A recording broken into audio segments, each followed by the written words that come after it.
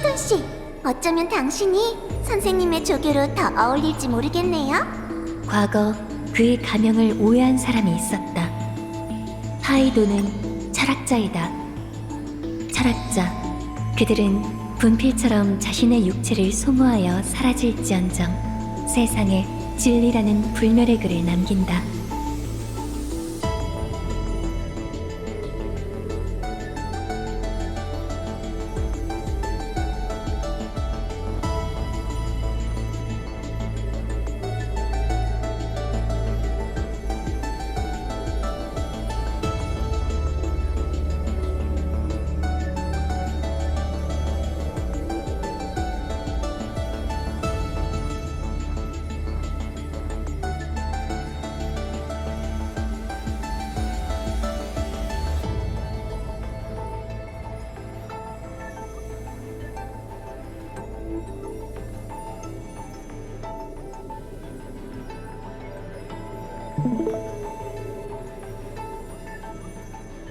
불길한 소리를 다 하네. 남자는 일부러 놀라는 척하며 웃었다. 그래도 우리의 숙명과 맞아떨어지잖아요. 웃음소리가 울려 퍼졌다. 남자가 땅을 걸으며 남긴 발자국마다 기쁨이 가득했다. 무거운 과거를 대할 때도 그는 항상 웃음으로 마무리했다. 주변인들은 서로 눈치만 보며 어떻게 반응해야 할지 몰랐다.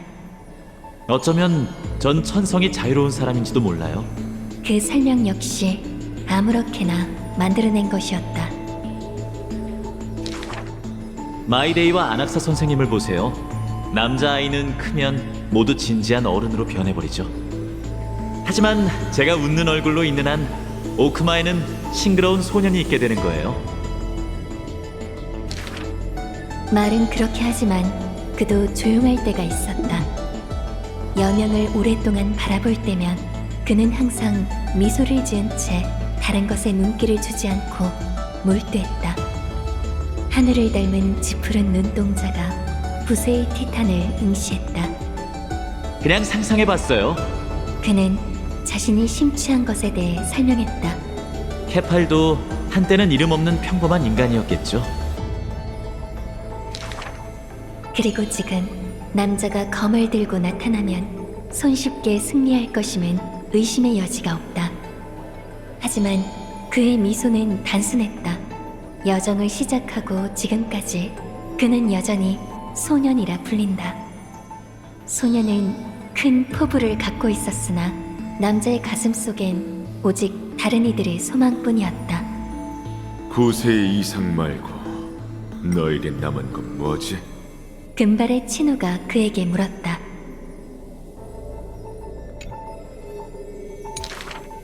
그가 침묵했다.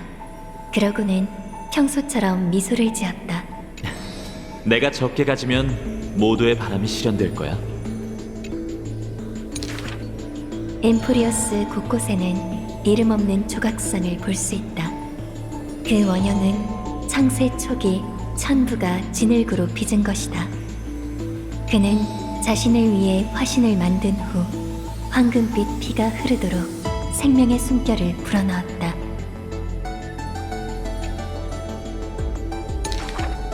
그 이후 최초의 인간이 대지를 누비게 되었고 묻 신의 동정을 받으며 이 세상의 슬픔을 깨달았다.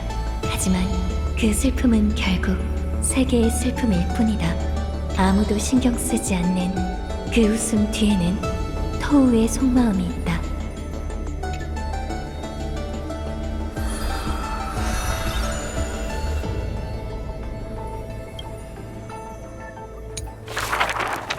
사람들은 그를 엠포리어스의 여명을 가져다주는 뜨거운 태양에 비유했다.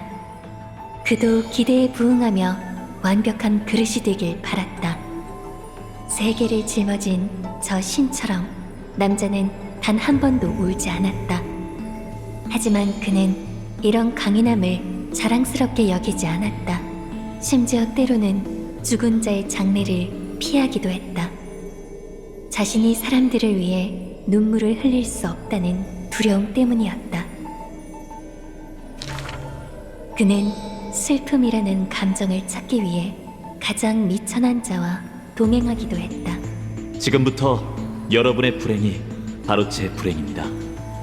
그는 자신의 책임을 다하며 사람들을 위해 모든 것을 지켜냈다. 허름한 초가집에서 살며 낡은 의자에 앉아 나무 열매를 먹으며 굶주림과 추위에 시달렸다.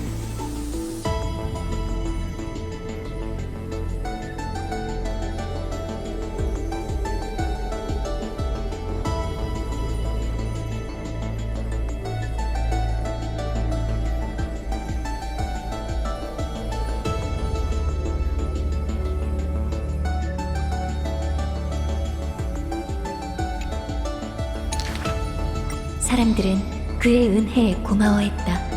그는 겨울의 화로불처럼 추위를 물리치고 곳곳에 온기를 남겼다.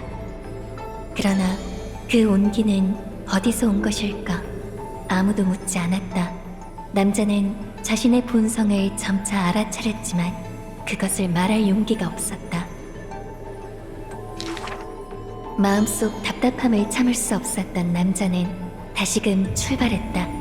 그럼 내가 구원할 수 있는 것을 구하러 가자. 그는 강력한 병사로 전투에서 져본 적이 없다. 희생이 필요할 때도 언제나 손쉽게 자신의 모든 것을 바칠 수 있었다. 바람에 실려오는 노랫말처럼 불을 쫓는다는 건 무언가를 계속 잃어가는 여정이었다. 그렇다. 그에게 희생은 어려운 일이 아니었지만 그의 의심은 점점 깊어져만 갔다. 마치 흘릴 수 없는 눈물과 같았다. 그가 과감하게 버릴 수 있는 이유는 자신을 해치는 일에 대해 아무런 주저함이 없었기 때문이었다. 넌 고통 속에 있기 때문에 평범한 사람보다 훨씬 더 강한 존재야. 그를 이해하는 사람도 있었으니 왕세자가 그중 하나였다. 그가 피식 웃었다. 어쩌면 이 모든 게 인간의 상식일지도 모르지만 왜 불안감은 사라지지 않는 걸까? 이 이름 없는 남자는 아무도 모르는 구석에서 가끔 공포에 빠지기도 했다. 나도 모르는 사이에 잘못된 길에 오른 건 아닐까? 부담이 클수록 사고가 늘어난다. 가시밭길이라고 해서 반드시 영웅의 길은 아닐 수도 있다. 마침내 그 길의 끝, 사람이 살지 않는 곳에서 남자의 두 팔이 떨렸다. 힘을 스스로 통제하지 못하고 주변의 모든 것에 영향을 끼쳤다. 이것이 그의 말로였다. 그는 이미 예견했을지도 모르지만 변하는 것은 없었다. 이 세상을 짊어지겠다. 그건 절대 거짓말이 아니야. 하지만 그의 눈물은 흘러내리기도 전에 열기에 증발해버렸다. 그의 빛은 태양보다 뜨거웠으나 그 빛 아래에는 얼어붙은 파멸만이 있었다. 이름 없는 영웅, 카오스라나. 자신을 사랑해본 적이 없는 그가 어떻게 이 세계를 사랑할 수 있을까?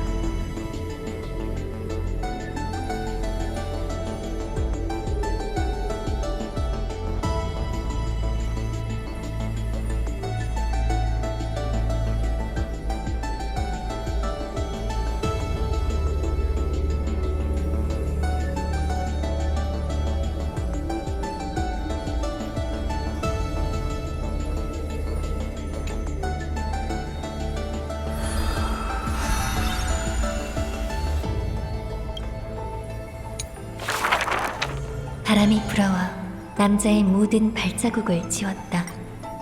거의 모든 발자국을 분노를 가득 담아 남겼다. 겸손했던 그 소녀는 어제의 화염과 함께 사라졌다. 긴 밤을 꿰뚫은 첫 번째 빛은 불타오르는 남자가 가져왔다. 하지만 세계를 짊어진 그 몸은 분노로 이루어졌다. 분노는 교활한 감정이다. 그것은 자신의 모습을 바꾸고 남자의 일생에 숨어버렸다. 그의 친구는 일족 사람들이 더는 싸우지 않길 바라며 피의 전쟁을 치렀다. 하지만 남자가 싸워 얻은 모든 승리는 만족도 자부심도 아닌 오직 공허함만을 남겼다. 반드시 조심해야 해. 네가 검을 휘두르는 이유는 책임이 아니라 증오 때문이야. 그의 선생님이 친절하게 충고했다. 그 증오의 뒤에서 마치 네가 스스로를 파멸시키고 싶어하는 것 같구나.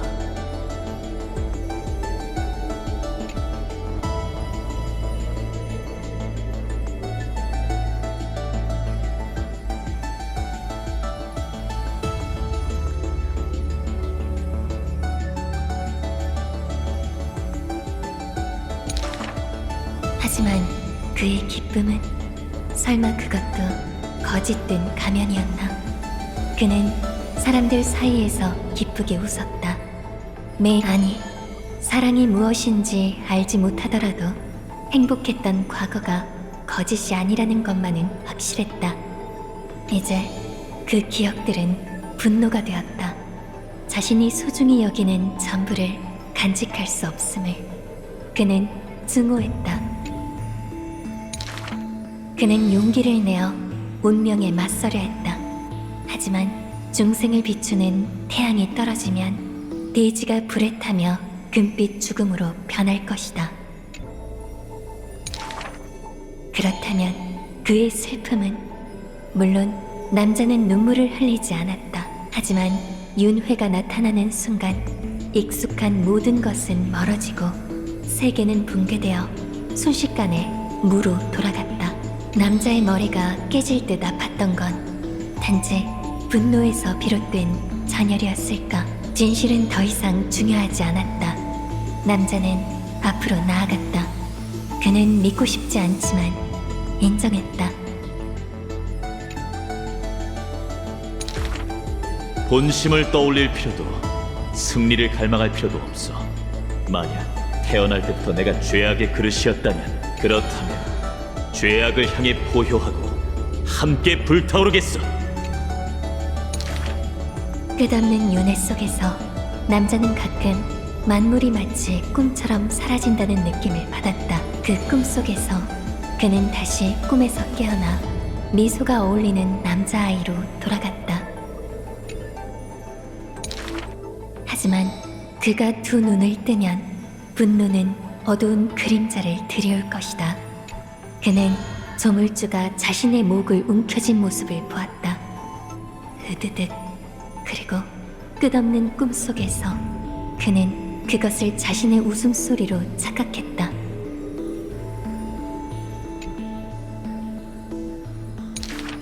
그것들의 본 모습은 거센 증오였다. 조물주와 그 자신을 향해 뜨겁게 타오르는